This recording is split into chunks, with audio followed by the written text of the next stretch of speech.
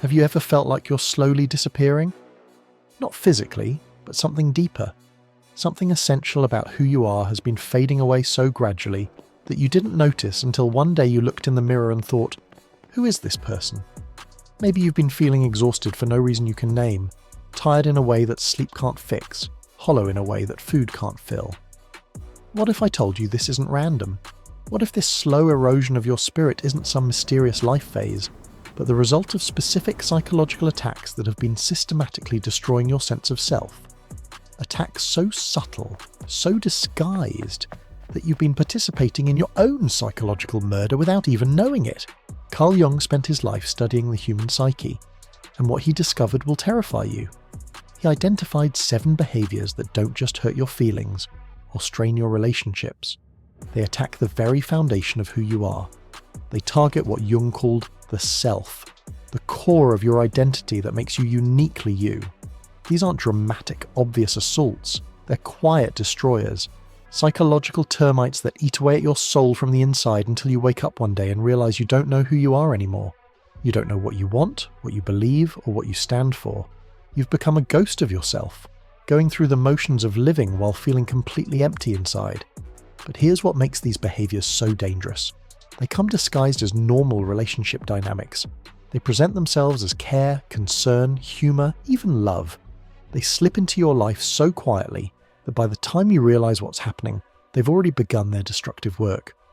You're probably tolerating at least one of these behaviors right now. Maybe you've been enduring it for so long that you think it's normal. Maybe you've even convinced yourself that you deserve it, that this is just how relationships work, that you're being too sensitive if you object. Jung understood something that most people never learn. The battles that determine whether you live as your authentic self or as a hollow shell aren't fought in dramatic moments. They're fought in the small, everyday interactions where you either protect your psychological integrity or allow it to be chipped away, piece by piece. This video isn't designed to make you comfortable. It's designed to wake you up to patterns that could be slowly killing your soul. Because Jung knew that consciousness is the only antidote to unconscious destruction. Once you see these behaviors clearly, you'll never be able to unsee them. Your tolerance for psychological poison will evaporate forever. Are you ready to see what's been destroying you from within? Because once we start this journey, there's no going back to comfortable ignorance. The first behavior Jung warned about is so common that most people think it's normal. It's what happens when someone consistently questions your reality, your memories, your perceptions, until you begin to doubt your own mind. Jung called this psychological colonization, and he understood it as one of the most insidious forms of mental control. This isn't about having different opinions or perspectives. This is about someone systematically undermining your confidence in your own ability to perceive reality accurately. They don't just disagree with what you remember, they make you feel crazy for remembering it. They don't just have a different interpretation of events, they convince you that your interpretation is fundamentally flawed. It starts with small things. Are you sure that's what happened? I don't remember it that way. You're being too emotional to see clearly. These phrases seem reasonable, even caring, but when they're used consistently over time, they create a profound sense of self-doubt that Jung recognized as psychologically devastating. The person engaging in this behavior is usually protecting themselves from uncomfortable truths about their own actions. Rather than face the possibility that they've behaved poorly, they find it easier to convince you that your perceptions are unreliable. It's a form of psychological self-defense that turns your mind into collateral damage. Jung understood that your relationship with your own consciousness is the foundation of psychological health. When someone attacks this foundation by consistently questioning your perceptions, they're not just being difficult, they're engaging in a form of mental warfare that can leave you unable to trust your own experience of reality. What makes this behavior particularly insidious is how it makes you complicit in your own confusion. You begin to monitor your own thoughts and feelings, censoring them before you even fully experience them. You start apologizing for your perceptions, qualifying your statements, constantly second-guessing your own emotional responses. Over time, this creates what Jung called psychological fragmentation. You lose the ability to maintain a coherent sense of self because you can no longer trust the very mechanism you use to understand yourself, your own consciousness. You become dependent on others to validate your experience because you've been taught that your own mind is unreliable. But this psychological colonization is just the foundation for behaviors that are even more destructive. Once someone has successfully made you doubt your own perceptions, they often escalate to attacks that are more public, more humiliating, and more devastating to your sense of dignity. The second behavior Jung identified is what happens when psychological destruction moves from private manipulation to public humiliation. This is when someone uses your need for social acceptance as a weapon against you, systematically diminishing your status within your social circle through carefully disguised cruelty. This behavior manifests as consistent mockery presented as humor, teasing that always targets your vulnerabilities, or jokes that leave you feeling smaller while everyone else laughs.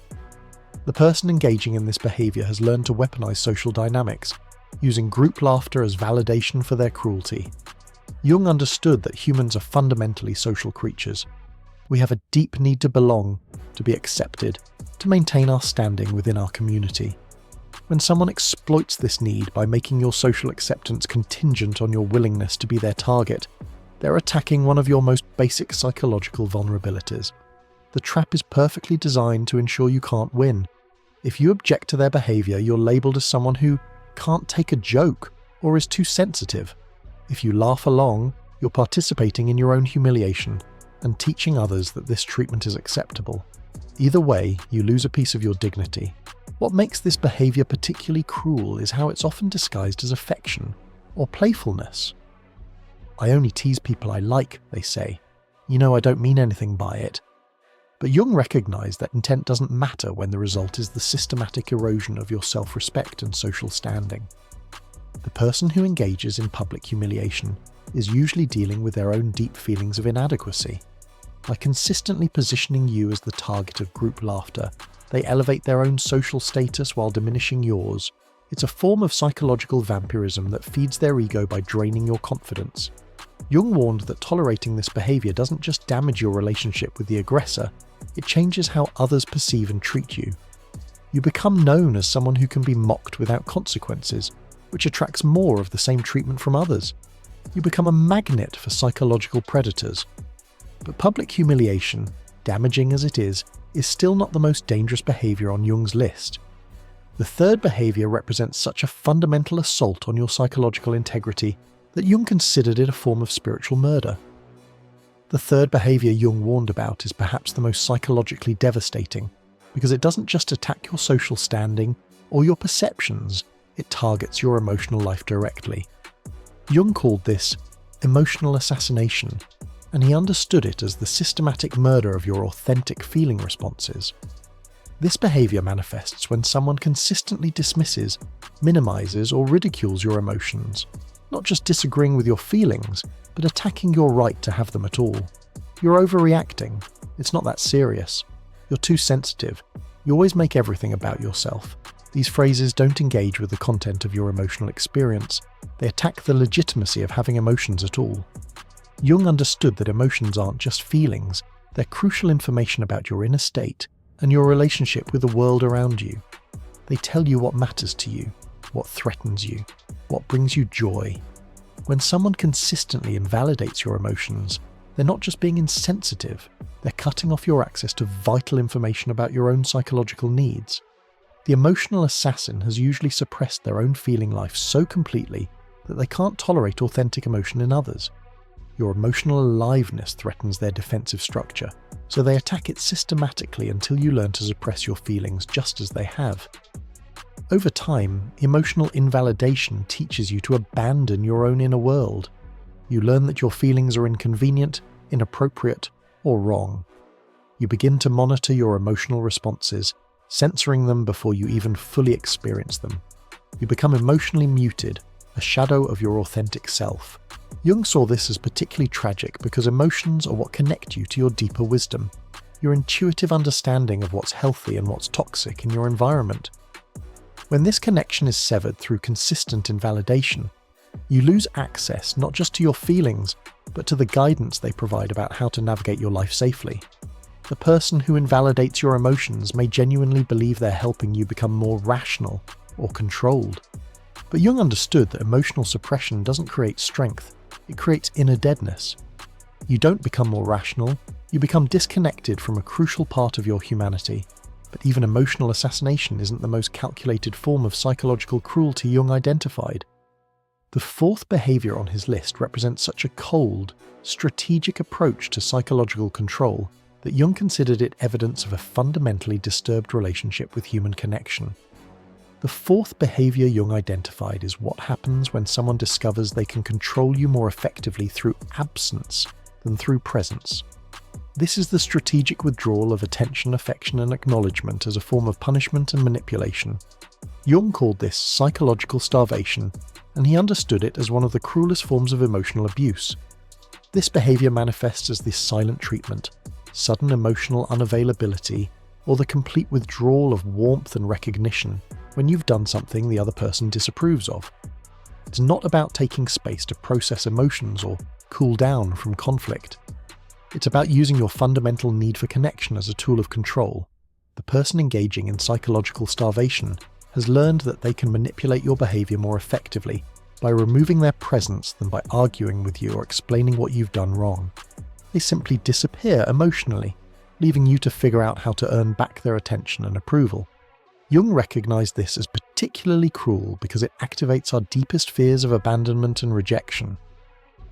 The silent treatment doesn't just hurt in the moment, it echoes every early experience of being ignored, dismissed, or forgotten. It touches primal fears that exist in every human psyche about being cast out and left alone. What makes this behaviour so effective as a control mechanism is how it makes you complicit in your own punishment. You find yourself becoming increasingly desperate to understand what you did wrong and how you can fix it. You start monitoring your behaviour obsessively, trying to anticipate what might trigger another withdrawal. The psychological starver often learned early in life that emotional manipulation was more effective than direct communication. They discovered that they could get what they wanted not by asking for it clearly, but by punishing others for not providing it automatically. It's a form of emotional extortion that holds your need for connection hostage. Jung understood that this behaviour doesn't just damage the immediate relationship, it fundamentally alters your approach to all human connections. You learn to walk on eggshells, constantly scanning for signs of disapproval, living in fear of the next emotional withdrawal. You become hyper-vigilant about others' moods while losing touch with your own needs and feelings. But psychological starvation, devastating as it is still not the most insidious behaviour Jung warned about. The fifth behaviour on his list represents such a fundamental corruption of human values that Jung saw it as evidence of a society that had lost its way entirely. If this content is making sense to you, click the subscribe button and subscribe to the channel. Thank you for your support. The fifth behaviour Jung identified is perhaps the most culturally sanctioned form of psychological destruction, because it masquerades as virtue. This is what happens when someone systematically trains you to abandon yourself in the name of love, loyalty, or moral goodness. Jung called this weaponized self-sacrifice, and he saw it as one of the most effective ways to destroy someone's psychological integrity while making them grateful for the destruction.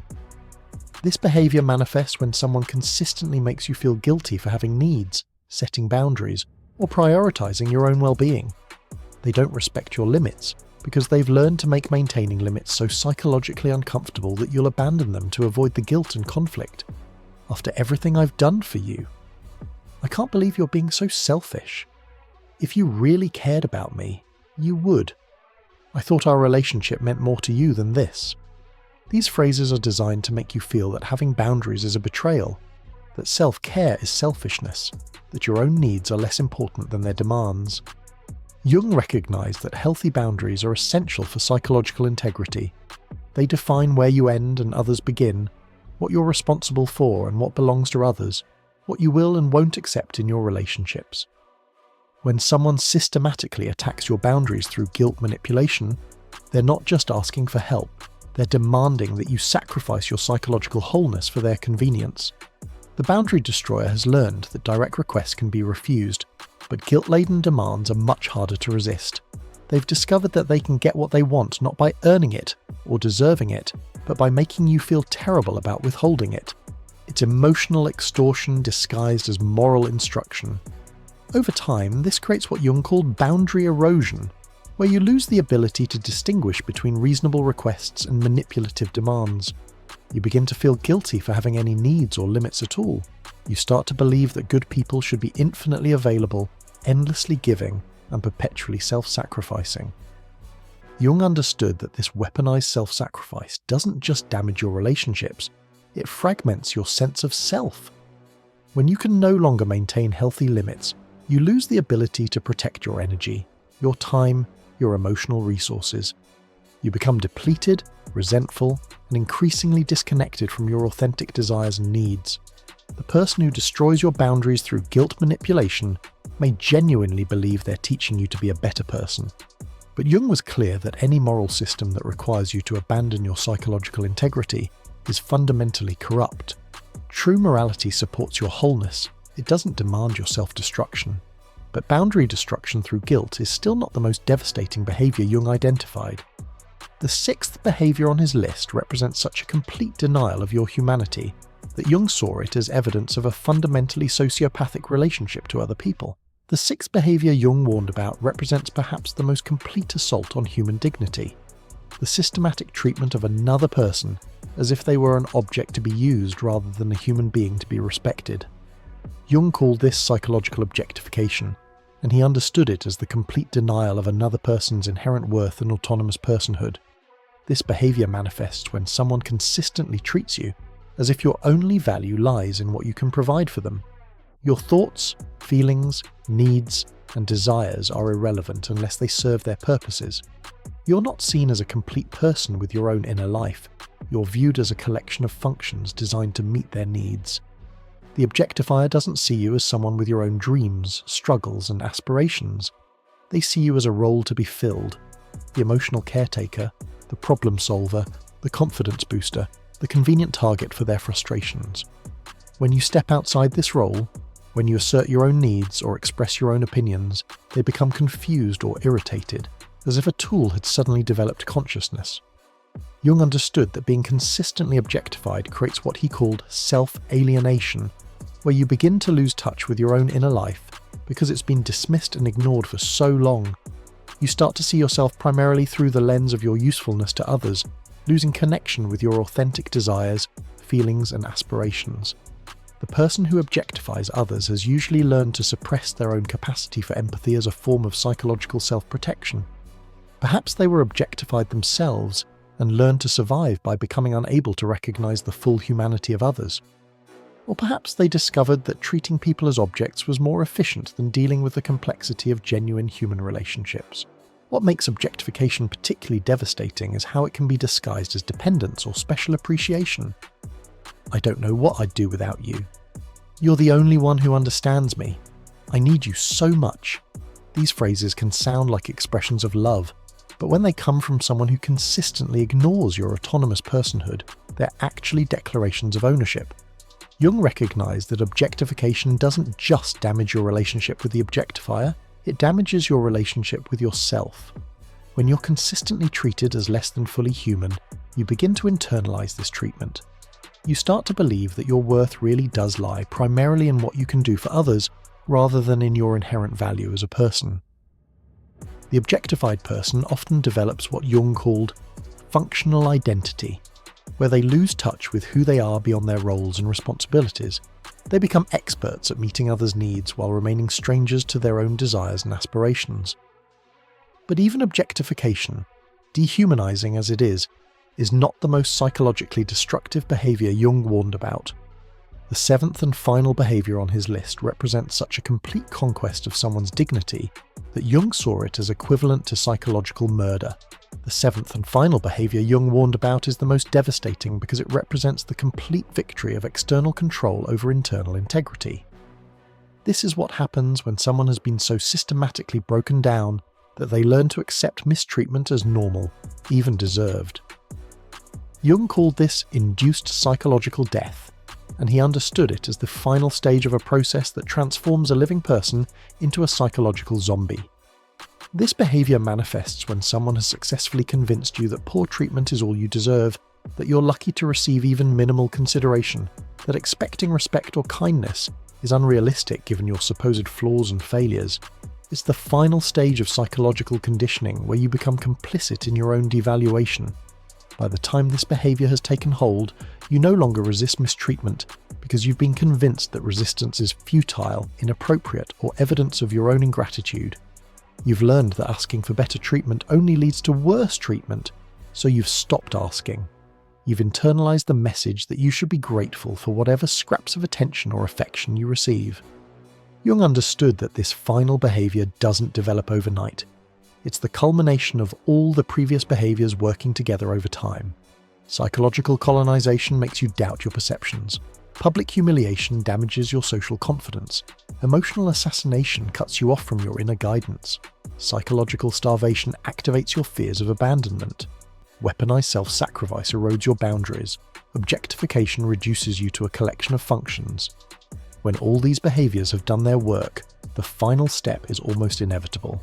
You learn to accept what no self-respecting person should ever accept. You become what Jung called psychologically conquered, someone who has given up the fight for their own dignity and self-respect.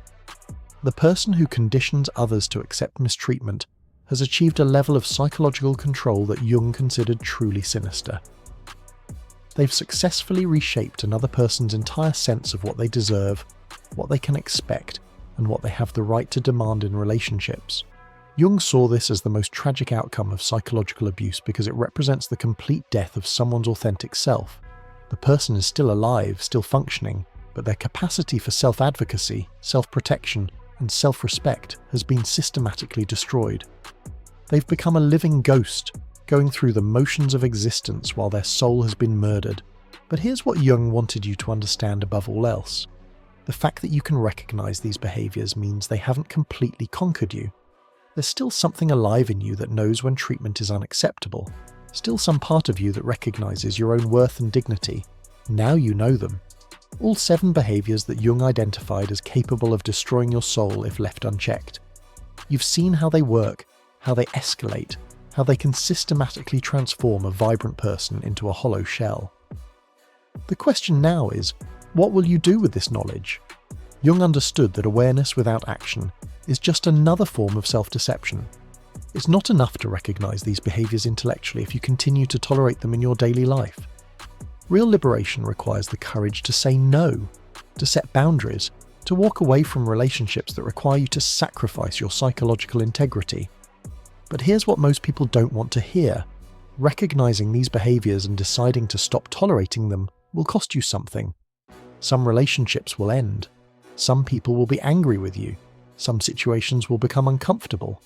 This is the price of psychological freedom, and not everyone is willing to pay it. Most people, even after understanding everything we've discussed, will go back to their old patterns.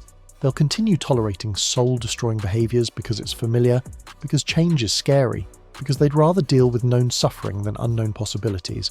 But if you've made it this far, if these words have awakened something in you that's been sleeping, then you're not like most people. There's something in you that's ready to stop accepting less than you deserve. There's a part of you that's tired of being slowly murdered by degrees. Jung believed that the privilege of a lifetime is becoming who you truly are.